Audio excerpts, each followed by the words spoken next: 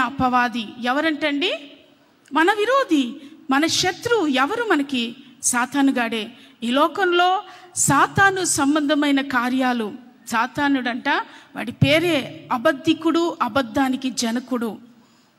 ఆ శత్రువు మనలో దూరేసి మనం అబద్ధం ఆడేటట్టుగా ఈ లోకంలో మనల్ని పురికొల్పుతాడు. ఈ సాతాను మనకు విరోధంగా క్రియ చేస్తాడు, దేవుని నుండి మనల్ని దూరపరచడానికి.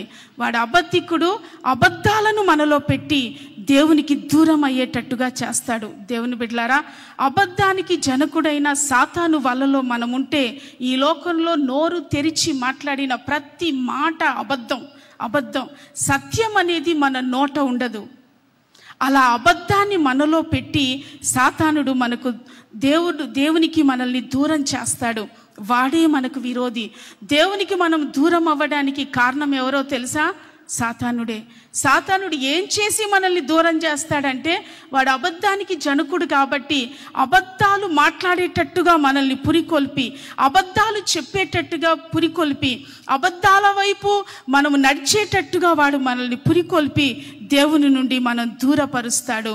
రెండవదిగా మన శరీరమే మన శత్రువు. గలతీలకు రాసిన పత్రిక 5వ అధ్యాయం 17వ వచనంలో చూసినట్లయితే, శరీరము ఆత్మకును, ఆత్మ శరీరమునకును విరోధముగా అపేక్షించును. ఇవి ఒకదానినొకటి వ్యతిరేకముగా ఉన్నవి గనుక మీరేమి చేయ నిశ్చయింతురో వాటిని చేయకుందురు. Praise the Lord, praise the Lord. దేవుని మందిరానికి శనివారం వస్తున్నారు, దేవుని మాటలు వింటున్నారు. దేవుని మందిరానికి మంగళవారం వస్తున్నారు, దేవుని మాటలు వింటున్నారు. బుధవారం సాయంత్రం వస్తున్నారు, శ్రేష్టమైన బైబిల్ స్టడీ వింటున్నారు. ఆదివారం ఆరాధనకు వస్తున్నారు, శ్రేష్టమైన వాక్కులు వింటూ ఉన్నారు. కానీ వాటి ప్రకారం బ్రతకలేకపోతున్నారు. కారణం ఏంటంటే, మన ఆత్మకు విరోధంగా శరీరము క్రియ చేస్తూ ఉంది. Praise the Lord, praise the Lord. మన ఆత్మకు విరోధంగా శరీరము క్రియ చేస్తూ ఉంది. దేవుని బిడ్డలారా, శరీర కార్యాలేవి? అసూయ, ద్వేషం, మత్సరం, జారత్వం, లోభత్వం, ఇవన్నీ శరీర సంబంధమైన కార్యాలు. గలతీ 19 నుంచి ఉంటుంది చూడండి, అందులో 5:19 నుండి 21 వరకు ఉంటాయి ఈ కార్యాలన్నీ. ఇవన్నీ శరీర సంబంధమైన కార్యాలు.